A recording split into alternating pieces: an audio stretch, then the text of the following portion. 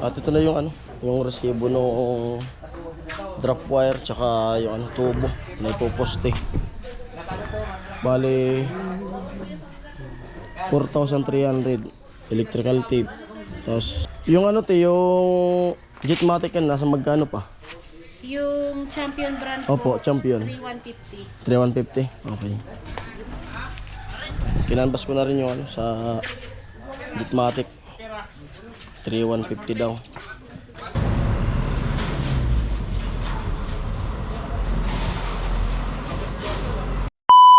Ibibili ko ng drop wire para may kuryente ka agad. Sari ako pumpundo. Sourcing 50 unta sana.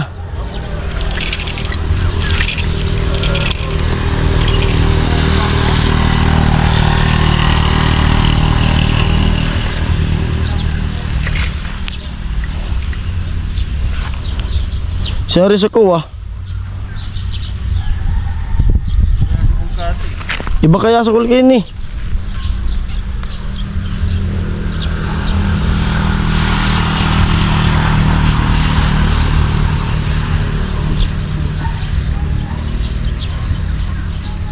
Bakit mo kakadi? Bakit mo kakadi? O ano? Dahan kabilang mauram. Daman. Eh siya di banong ko agko. SP yan eh. Yan, tapos susukatin namin yung wire. So, kasi di kami marunong tumingin nito. Baka sumublay.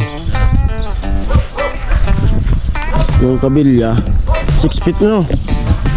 6 feet.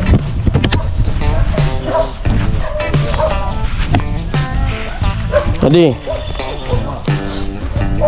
dawa sumubra. Kahit sumubra pa yan sabay tubo.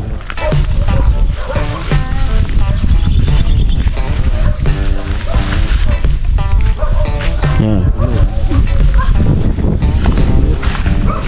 Tulo.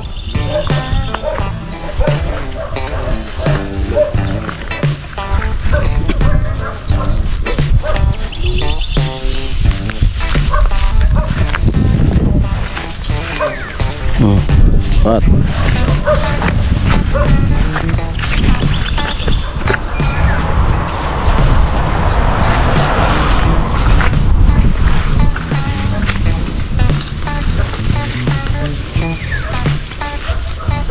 Lima.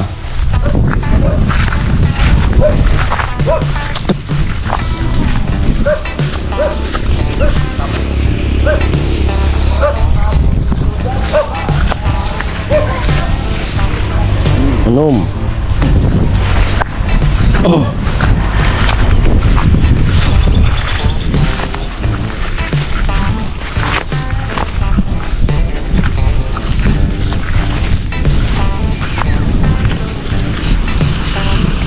Pito.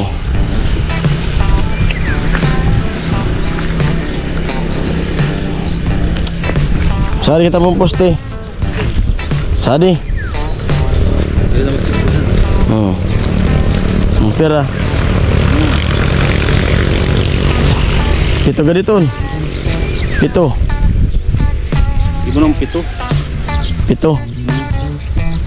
Kana to banga kakon payag mo na di. Sadto tiris kan. Ayo free gratis kana. Itong nagpakadi safety. Sakto na rawan. Diyan na ko langon. Pito san naman sa pito. Pito. Ini unom na bagani. Di pampito yan. Oo.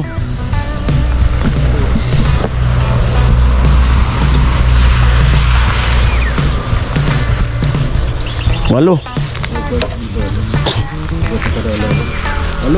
Walo.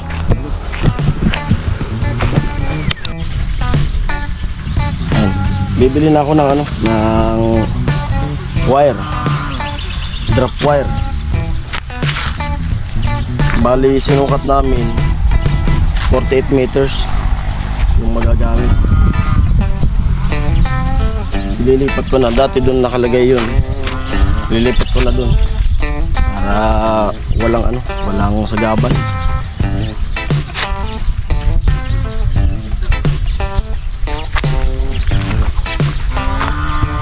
maglalagay ito ng tubo para di makadisgrasya.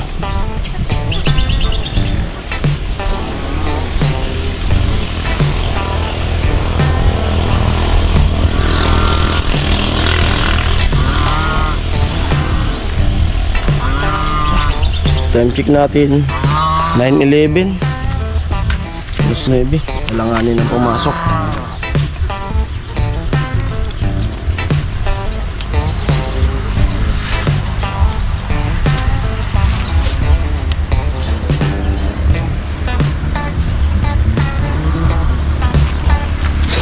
So, uli ko muna to.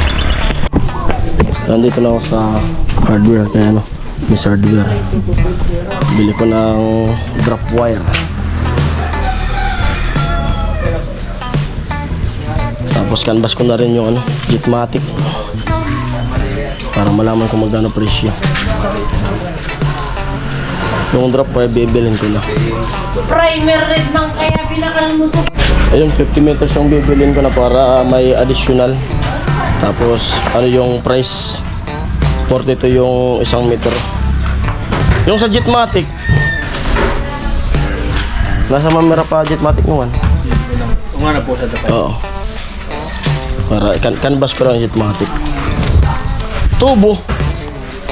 2.5 Na tubo. sa di ka natanda. Hindi mo tanda? Sige na, sige lang. At ito na yung ano, yung resibo ng drop wire tsaka yung ano, tubo na ipoposte. Bali 4,300 electrical tape tapos stable wire.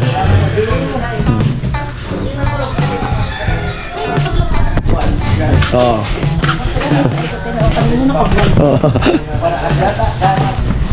Yan.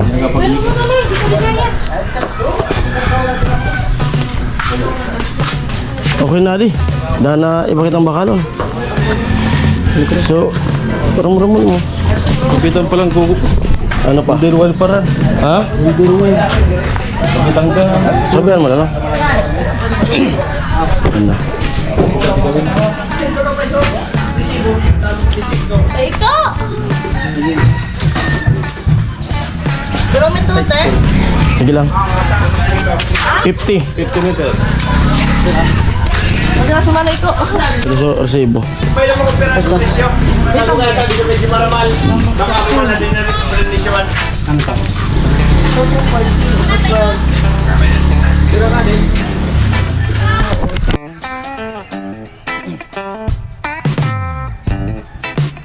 Yung ano te, yung Jetmatic yan, nasa magkano pa? Yung champion brand. Opo, champion. 3,150. Okay. Kinambas ko na rin yung ano sa Jetmatic. 3,150 daw.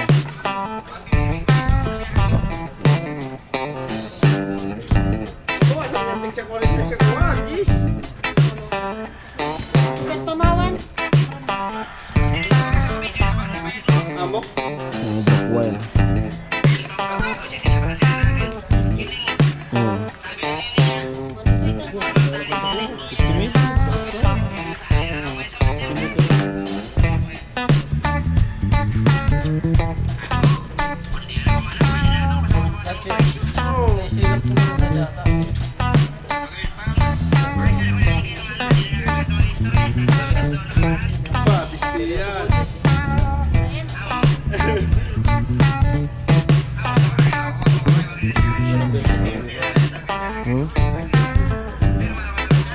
Tama sa tayo.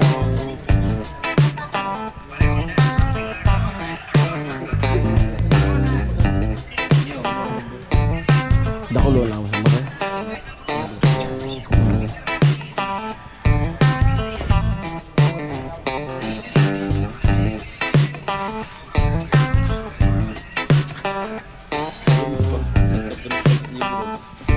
Ladder. Oo.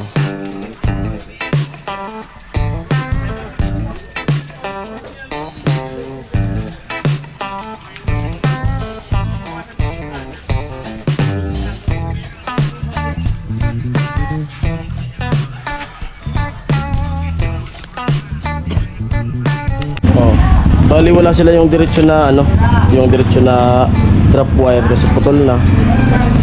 Ano lang naman, isang dugtong lang naman yan. Yan. Hindi.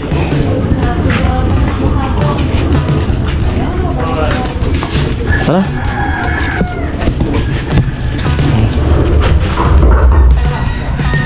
Ano tayo? Tapos kunin namin yung tubo.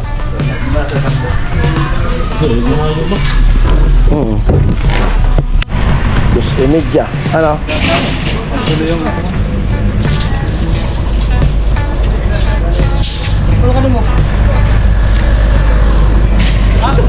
Pag di kaya ng motor, kunin ko yung top down.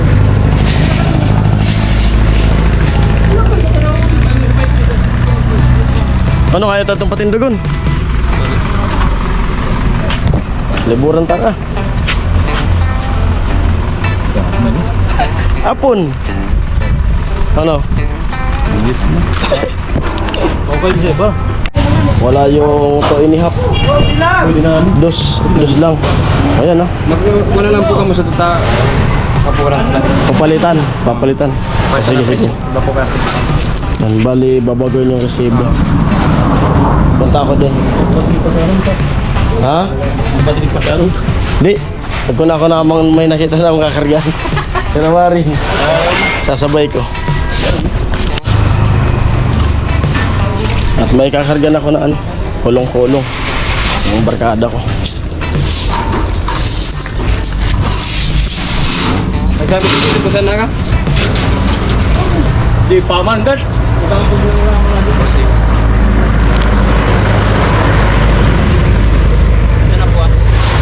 Adi na. Ito na pala. Kasabay ko dun sa kulong-kulong. Di kayang imotor eh. Para matibay. Kasi pala yun baka maano ng kalabaw. Baka diskresa tayo ng hayop.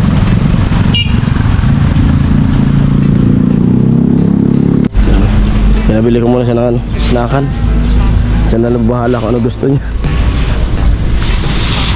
Ang barkada ko yan, siya rin yung nagkabit dun sa ano, dun sa bahay na tinitirahan namin. Siya rin yung nag-electrical nun.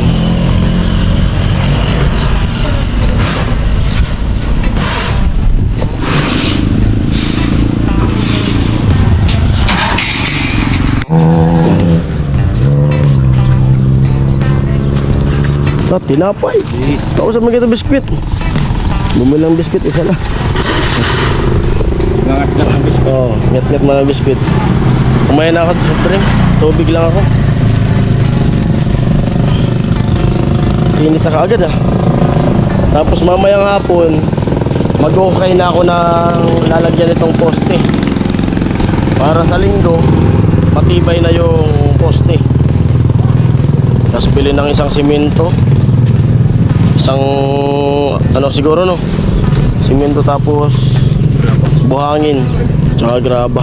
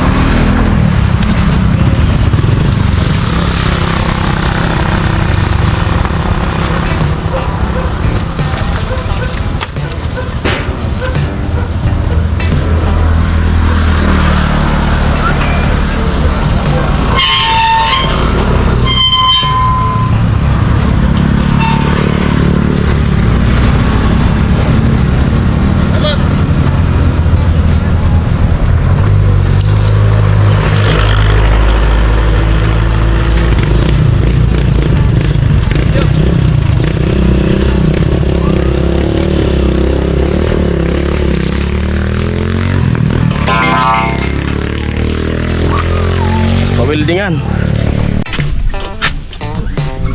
Bayaran ko na siya ng ano, ng pagkabit niya doon. Kahit di pa tayo nagagawa. Bayaran ko na para may pera siya.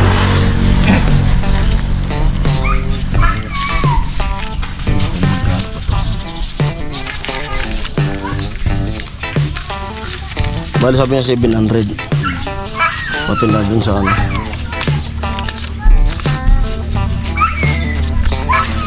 Para yung pera nakabudget. 1, 2, 3, 4, 5, 6, 7. Binayaran ko na siya para magkakabit na lang. Yung pera nakabudget na. Yan. Yan, uwi na rin siya. Tatid ko muna to doon sa bahay kay Papa. Baka mawala pa dyan. Boy!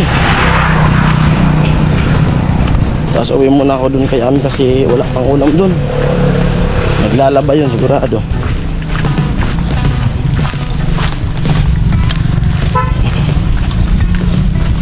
Siminto, bumili ko mamaya ng siminto. Wala yung pera kong dala eh. Siminto tsaka buhangin para tumigas na. Isalpak ko na yun dyan.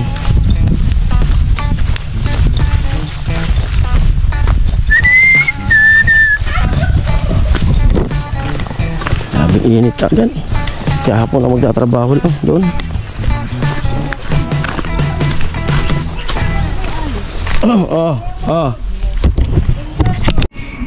Ayan yung upuan, di-deliver na ito mamaya. May ano, babarnis na. Pero wala siyang design kasi hindi pa nakabili ng pang design na ganito, yung pansunog. Mga ganyan-ganyan. May barnis na.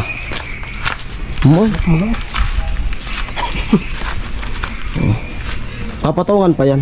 Yan pa yung mga ano, first coating. Pero sinabot mo? Oo. Sirup.